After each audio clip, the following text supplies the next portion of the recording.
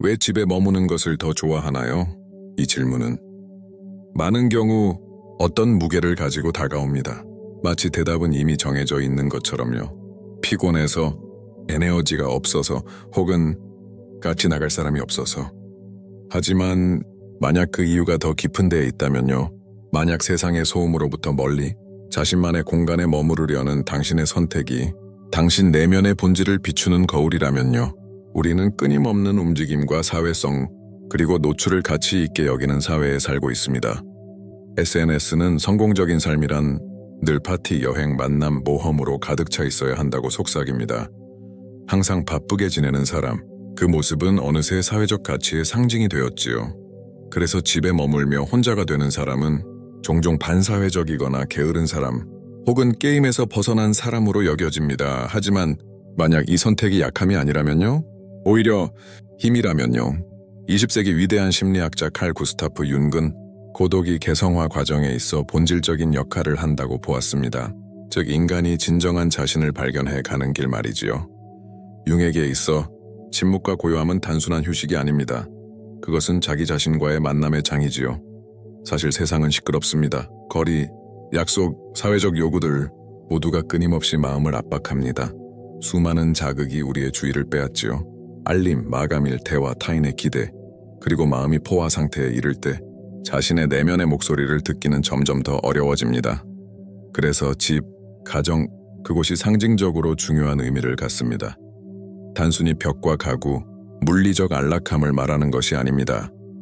집에 머문다는 것은 종종 내면으로 돌아가는 길, 존재의 깊은 친밀함으로 잠수하는 행위입니다.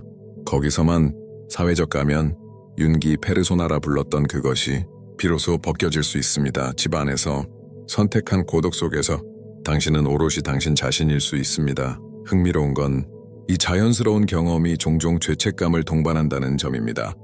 몇 번이나 초대를 거절했다는 이유로 스스로를 나무랐나요? 몇 번이나 누군가로부터 너무 고립되어 있다는 말을 들었나요? 사회는 홀로 있는 것을 결핍으로 연결합니다. 마치 고독은 텅, 빈 것의 증거인 듯이요. 하지만 융은 달랐습니다.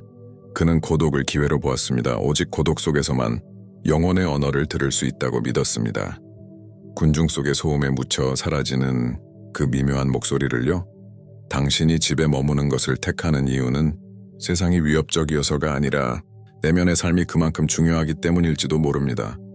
당신이 침묵을 선택할 때, 자신과 함께 시간을 보내기로 할 때, 그곳에서 마음은 스스로를 다시 정리할 수 있습니다. 바로 그 틈에서 직관이 태어나고 생각이 맑아지며 감정이 제자리를 찾습니다. 고요 속에서 윤기 탐구했던 무의식은 꿈, 성찰, 작은 직관들로 드러납니다. 그리고 그것은 당신의 삶의 흐름을 바꿀 힘을 가집니다. 고독은 결핍이 아닙니다. 그것은 충만함입니다. 자기 자신과의 충만한 만남이지요. 물론 지나친 고립은 해로울 수 있습니다. 하지만 세상으로부터 두려워 도망치는 것과 성장을 위해 고요를 선택하는 것은 분명히 다릅니다. 융은 이 차이를 잘 이해했습니다. 도피에서 비롯된 고립은 우리를 가둡니다. 그러나 의식에서 비롯된 고독은 우리를 강하게 만듭니다. 아마도 당신이 집에 머무는 것을 선호하는 이유는 이 조용한 진정성의 탐색과 닿아 있을 것입니다. 세상 속에서 우리는 수많은 역할을 연기합니다. 전문가, 친구, 자녀, 연인으로서. 하지만 고독 속에서만 드문 경험을 합니다.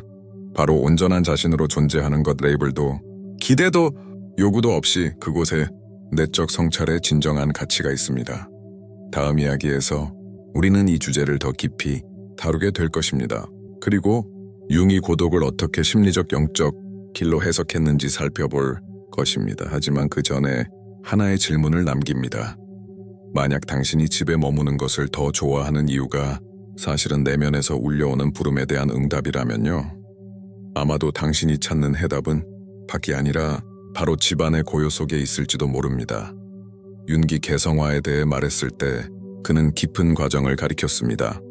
내면의 길, 그 길에서 사람은 결국 자신이 누구인지 발견해야 합니다. 세상에 보여주는 모습이 아니라, 타인이 기대하는 모습이 아니라 영혼의 핵심에 살아있는 그 무엇을, 그리고 이 과정에서 두 가지 개념이 중심에 서게 됩니다. 페르소나, 그리고 자기 셀프. 페르소나는 사회적 가면입니다. 타인 앞에서 우리가 연기하는 역할이지요. 직장에서는 전문가의 가면, 너 친구들과는 가벼움과 즐거움의 가면, 가족 앞에서는 책임이나 애정의 가면, 이 가면들은 거짓이 아닙니다. 사회적 삶의 일부입니다. 그러나 페르소나가 지배적이 되면 우리는 자기 자신을 잃을 위험에 처합니다. 반대로 자기 셀프는 존재 전체를 나타냅니다. 의식과 무의식이 하나로 통합된 본질 역할을 넘어선 진정한 당신 삶의 의미를 부여하는 중심이지요. 윤근 말했습니다. 자기를 만나는 데는 침묵이 필요하다고, 된 고요가 필요하다고, 자기 자신과 마주할 용기가 필요하다고. 바로 여기서 집에 머무는 선택의 가치가 드러납니다. 스스로 선택한 고독 속에서 가면은 벗겨집니다. 누구에게도 증명할 필요가 없습니다. 겉모습을 유지할 필요도 없습니다. 페르소나를 지탱할 이유도 없습니다. 그 공간에서야말로 자기가 드러날 수 있습니다. 고독은 일종의 거울입니다. 욕실이나 방에 있는 거울과는 다른 그것은 얼굴을 비추지 않습니다. 겉모습을 보여주지 않습니다. 그것은 당신의 정신을 보여줍니다. 내면에 살아있는 것을 비추는 영혼의 거울 넌다. 그리고 그 거울 속의 반영을 마주하는 것은 쉽지 않습니다. 많은 이들이 고독을 피하는 이유는 바로 그 반영이 두렵기 때문입니다. 차라리 소음과 약속, 분주함 속에 파묻히는 것이 자신 안의 고요한 공허를 마주하는 것보다 쉽습니다. 그러나 윤근 말했습니다. 그 공허는 결코 비어있지 않다고. 그곳은 숨겨진 의미들로 가득 차 있으며 상징, 꿈, 직관이 싹트는 비옥한 땅이라고. 이 지점에서 등장하는 것이 윤둔자 헤르미트의 원형입니다. 상징의 전통에서 은둔자는 세상을 멀리합니다. 세상을 멸시해서가 아니라 더 깊은 진리를 찾기 위해서 그는 등불을 들고 있습니다. 내면의 빛을 상징하는 그 등불은 단 몇 걸음 앞만 비춥니다. 길 전체를 보여주지는 않지만 앞으로 나아가기엔 충분한 빛던 은둔자는 내적 성찰의 지혜를 상징합니다. 혼자 있는 것이 공허가 아님을 깨닫게 하는 보편적 이미지, 고독이란 결핍이 아니라 자기 인식을 위한 기회라는 사실을. 그래서 당신이 집에 머물며 침묵을 선택할 때 어쩌면 그 순간 당신 안에 은둔자가 깨어나는 것입니다. 세상의 소음을 거부하는 선택은 이 상징적 인물을 불러오는 것과 같습니다. 내면의 은둔자는 단순히 고립을 원하는 것이 아닙니다. 그는 명료함을 원합니다. 지혜를 원합니다. 그리고 당신이 보길 원합니다. 삶의 분주함 속에서 흔히 놓치는 그 진실을 윤근 무의식이 상징을 통해 말한다고 믿었습니다. 그리고 그 상징들은 고요 속에서 모습을 드러냅니다. 선명한 꿈 하나, 불현듯 떠오른 기억 하나, 갑작스러운 직관 하나, 이 모든 것이 고요가 지켜질 때 나타납니다.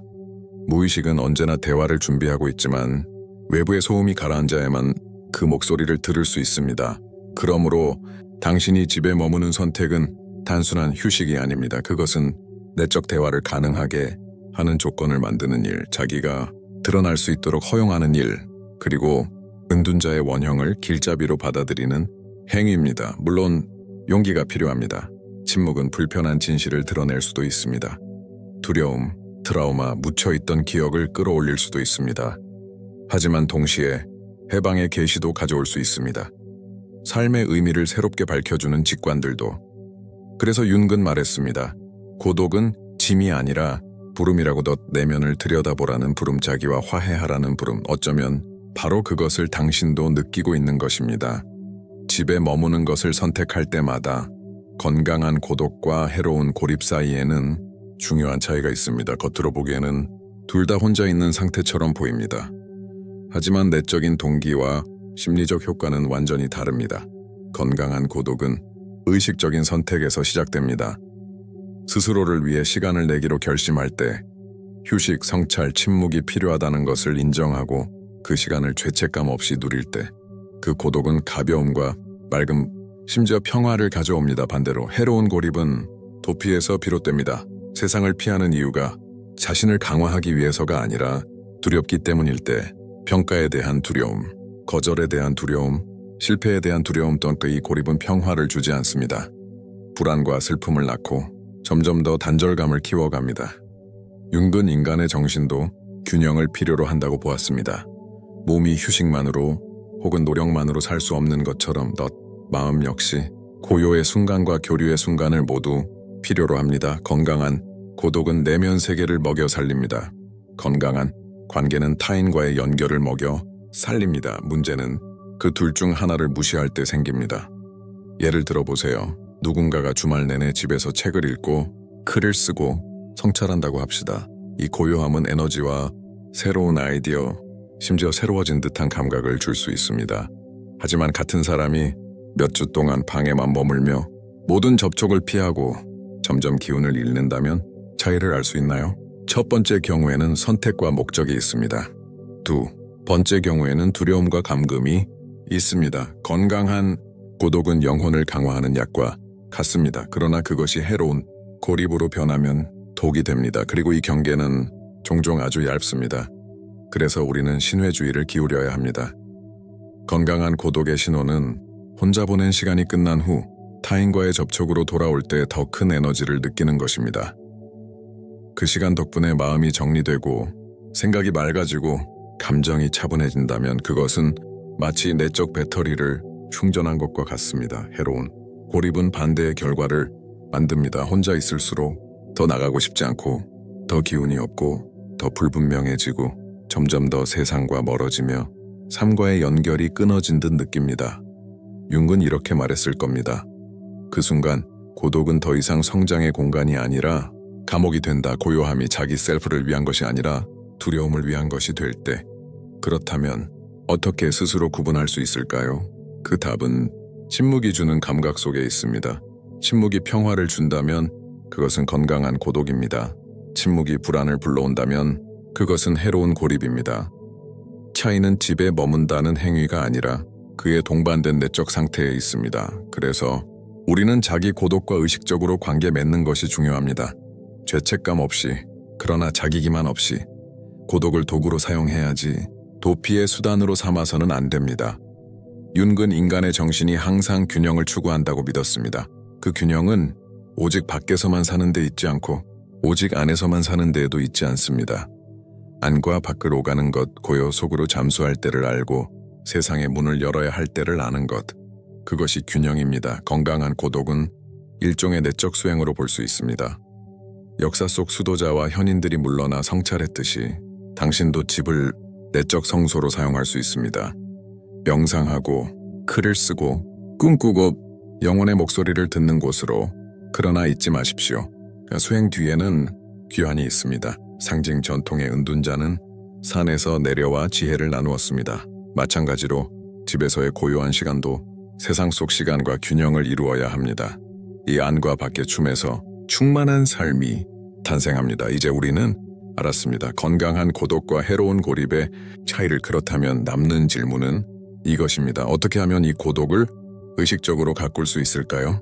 어떻게 하면 집에 머무는 시간을 진정으로 마음을 강하게 하는 힘으로 바꿀 수 있을까요? 첫 번째 열쇠는 의도입니다. 집에 들어설 때 스스로에게 물어보세요. 나는 지금 쉬기 위해 들어왔는가? 성찰하기 위해서인가? 아니면 에너지를 회복하기 위해서인가? 이 단순한 질문 하나가 이미 그 순간의 에너지를 바꿉니다. 왜냐하면 그 선택에 의미를 부여하기 때문입니다. 그리고 의미가 있을 때 고요함은 도피가 아니라 의식적인 의식이 됩니다. 중요한 실천 중 하나는 침묵의 공간을 마련하는 것입니다.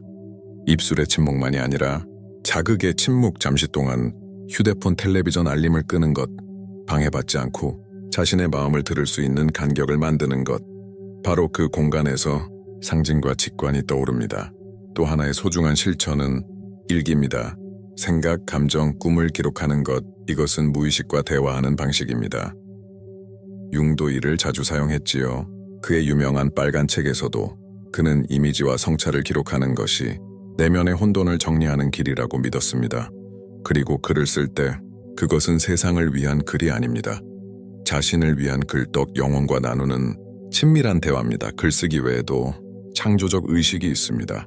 그림을 그리거나 음악을 연주하거나 정성스럽게 요리를 하거나 식물을 돌보는 것. 이 단순한 행위들이 온전히 몰입했을 때 명상이 됩니다. 그 작은 몸짓들이 당신을 지금과 연결시킵니다. 그리고 지금 이 순간이야말로 자기가 머무는 자리입니다. 융은 상징의 힘에 대해 자주 말했습니다. 그리고 모든 집은 상징적 공간으로 바뀔 수 있습니다. 독서의 작은 공간이 내적 성소가 될 수 있고, 자스콧불 하나가 명료함을 향한 당신의 탐구를 상징할 수 있고 잔잔한 음악이 당신이 기르고 싶은 조화를 대표할 수 있습니다.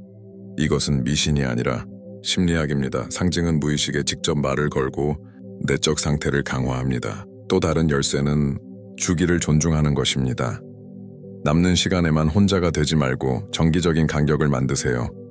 아침에 일어나서 30분의 침묵, 잠들기 전 몇 분의 고요. 이 습관은 고요를 규율로 바꾸고 규율을 변화로 바꿉니다. 하지만 주의하세요. 건강한 고독은 관계를 끊는 것이 아닙니다. 오히려 그것을 강화합니다. 왜냐하면 다시 세상으로 나아갈 때 더 온전해지고 더 중심을 잡고 더 존재감 있게 돌아가기 때문입니다. 그 차이는 눈에 보입니다. 고요의 순간을 가꾸는 사람들은 평온과 맑음을 발산합니다. 마치 그 안에 다른 이들을 고요하게 하는 평화를 담고 있는 것처럼. 그러므로 집에 머문다는 것은 단순한 휴식이 아닙니다. 내적 공간을 기르는 일, 내 벽을 성소로 바꾸는 것을 배우는 일집이 크든 작든 화려하든 소박하든 상관없습니다. 중요한 것은 그 안에 가져오는 의식입니다. 건강한 고독은 현대 사회에서 일종의 혁명적 행위일 수 있습니다. 서두름과 소음 노출을 강요하는 세상 속에서 침묵을 선택하는 것은 거의 저항의 몸짓입니다. 이렇게 말하는 것과 같습니다. 나는 세상의 속도에 휘말리지 않겠다. 나는 나 자신을 들을 것이다. 그리고 이 선택은 비록 단순해 보여도 힘이 있습니다. 마음을 다시 정리하는 힘, 감정을 치유하는 힘, 새로운 깨달음의 문을 여는 힘, 마치 의식적인 고독의 한순간마다 당신의 진정한 자아를 짓는 또 하나의 벽돌이 놓이는 것과 같습니다. 결국 이것이 바로 건강한 고독의 의미입니다. 그것은 부재가 아닙니다. 그것은 창조입니다. 그것은 존재입니다. 그것은 만남입니다. 융에게 있어 고독은 단순한 심리적 공간이 아닙니다. 상징적이고 영적인 성격을 지닌 존재의 더 깊은 차원으로 들어가는 문이었습니다. 우리가 물러나 침묵 속에서 온전히 머물 때 윤기, 자기 셀프라 부른 것과 접촉하게 됩니다. 삶의 정신을 조직하는 중심, 그것은 이성적 사고가 아닙니다. 더 깊은 지각, 즉각적인 것 너머를 보는 의식, 사회적 가면 너머, 일상의 산만함 너머를 보는 눈, 이런 의미에서 고독은 자기 초월의 길입니다. 삶의 표면에서 벗어나 일상과 자동 반응에서 벗어나 본질 속으로 잠수하는 길. 집안의 고요는 일상의 의식이 되고 외부 세계와 내면 세계를 잇는 다리가 됩니다. 윤근 말했습니다. 상징은 영혼에서 태어난다고. 그리고 영혼은 공간을 얻어야만 드러납니다. 집안의 침묵 속에서 꿈은 더 생생해지고 생각은 더 맑아지고 직관은 더 뚜렷해집니다. 마치 무의식이 미묘한 신호로 우리에게 말을 걸듯던 우리의 내적 여정을 한 걸음씩 인도하듯 앞서 언급한 은둔자의 원형은 여기서 더욱 강하게 드러납니다. 은둔자는 세상을 두려워해서가 아니라 진리를 찾기 위해 물러납니다. 그 손에는 등불이 들려 있습니다. 단 몇 걸음 앞만 비추는 빗자기, 인식의 길은 점진적이라는 것을 상기시키는, 그리고 모든 직관은 인내 속에서 맞이해야 한다는 것을 집 혹은 고요의 공간은 곧 성소가 됩니다. 반드시 종교적 성소일 필요는 없습니다.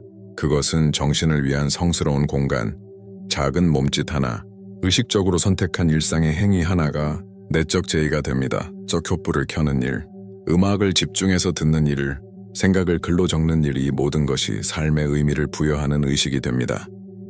융이 말한 영성은 우리 밖에 있는 것이 아닙니다. 그것은 일상 속에 있습니다. 지금 이 순간에 주의를 기울이는 것, 자신의 목소리를 듣는 것, 마음과 영혼에 떠오르는 것을 마주할 용기를 내는 것, 그 침묵의 순간을 받아들일 때 우리는 더 큰 무엇과 연결됩니다. 삶 그 자체의 전체성과 의식적인 고독은 귀한 가르침을 줍니다. 혼자 있는 것과 온전히 충만함을 느끼는 것 사이엔 모순이 없다는 것, 침묵과 깊이 사이엔 모순이 없다는 것, 고요는 명료함을 주고 더 성찰은 자유를 줍니다. 그리고 이 자유야말로 진정한 심리적 성숙으로 가는 길입니다. 그래서 융은 고독을 옹호했습니다. 단순한 휴식이나 여가를 넘어서 그것은 생명의 필수 조건이기 때문입니다. 영혼의 목소리를 듣기 위한 공간, 경험과 감정을 지혜로 바꾸는 길. 설령 세상에 압박하더라도, 설령 친구, 가족, 사회가 의문을 던지더라도 집에 머무는 그 순간들을 부정하지 마십시오. 그것은 이기심이 아닙니다. 당신 존재에 대한 투자입니다. 의식적인 고독은 우리에게 상기시킵니다. 삶의 가치는 바깥에서 무엇을 하느냐에만 있지 않다는 것을, 또 내면에서 무엇을 기르느냐에 있다는 것을, 자신을 이해하는 데 자신의 진실을 마주할 용기의 그림자와 빛을, 두려움과 용기를, 충동과 성찰을 통합하는 능력에 고독을 성장의 길로 받아들일 때 당신은 자기 셀프와 나란히 걷는 법을 배웁니다. 영혼의 상징을 인식하는 법을 배우고 내 벽 안에서도 무한에 닿을 수 있음을 깨닫습니다. 그리고 바로 그 내적 무한 속에서 진정한 변형이 일어납니다. 여기서 중요한 지점에 이릅니다. 고독의 가치를 이해한다는 것은 단순히 이론을 아는 것이 아닙니다. 집에 머무르며 침묵과 집중 속에 있는 행위 자체가 곧 자기 자신을 만나는 길임을 인식하는 것입니다. 융은 우리에게 가르쳤습니다. 인간의 정신은 복잡하며 오직 고요 속에서만 자기 셀프의 목소리를 들을 수 있다고. 생각, 감정, 욕망을 조직하는 그 깊은 핵심, 그러나 그것은 종종 외부 세계의 소음 속에 묻혀 사라집니다. 집에 머무는 것은 도피가 아닙니다. 그것은 영혼을 위한 의식적인 돌봄의 행위입니다. 세상 속에서 온전히 존재하기 위해서는 먼저 자기 안에서 존재해야 함을 인정하는 것. 건강한 고독은 우리를 강하게 합니다. 명료함, 창의성, 에너지, 평온을 줍니다. 생각을 정리하고 결정을 성찰하고 감정을 이해로 변환하게 합니다. 상징, 꿈, 직관과 연결되게 합니다. 윤기, 무의식의 언어라 부른 것들, 더 삶을 이끄는 힘. 그러나 동시에 주의도 필요합니다. 두려움과 도피에서 비롯된 해로운 고립은 성찰처럼 가장할 수 있습니다. 그래서 고독이 우리에게 주는 효과를 관찰해야 합니다. 평화를 주는가? 아니면 불안을 주는가? 힘을 주는가? 아니면 힘을 빼앗는가? 그 대답이 말해줍니다. 우리가 성장의 길에 있는지, 두려움의 함정에 빠져 있는지.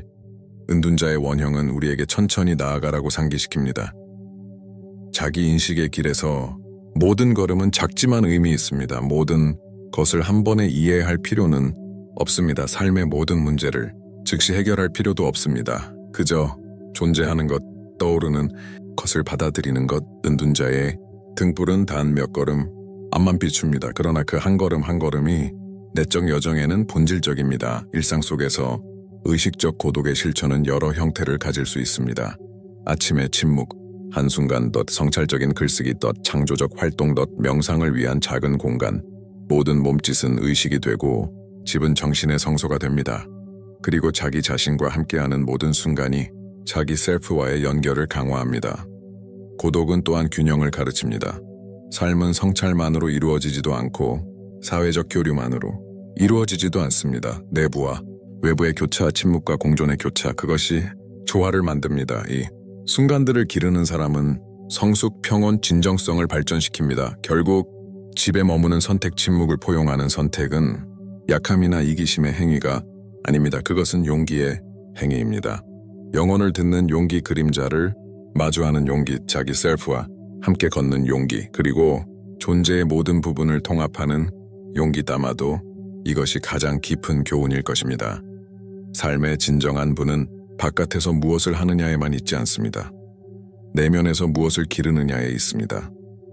자신에게 주는 주의와 돌봄, 그리고 존재감 속에 있습니다. 잠시 물러섬으로써 더 온전하게, 더 의식적으로, 더 살아있게 세상 속으로 나아가는 것. 그러니 다음에 집에 머무는 것을 선택할 때 그것을 약함으로 보지 마세요. 스스로에게 주는 선물로 보세요. 성장하고 성찰하고 자기 자신을 만나는 공간으로 고독이 지혜가 되고 침묵이 길잡이가 되는 공간으로 윤기. 우리에게 상기시킨 것처럼 고독은 부재가 아닙니다. 그것은 존재입니다. 자기 자신과의 존재, 자기 셀프와의 존재던 삶을 의미 있게 만드는 그 본질과의 존재, 그리고 바로 그 내적 만남 속에서 우리는 고독의 참된 가치를 발견합니다. 세상을 도망치는 이가 아니라 자신의 영혼을 듣고 자신의 삶의 리듬에 따라 걷는 이를 통해 이 영상이 당신에게 성찰이나 영감을 주었다면 좋아요를 눌러주세요. 아직 구독하지 않았다면 채널 구독을 눌러주세요. 그렇게 하면 이와 같은 깊은 콘텐츠를 놓치지 않을 수 있고 당신의 삶의 리듬을 따라 걸어갈 수 있도록 돕는 생각할 거리와 영감을 계속 나눌 수 있습니다.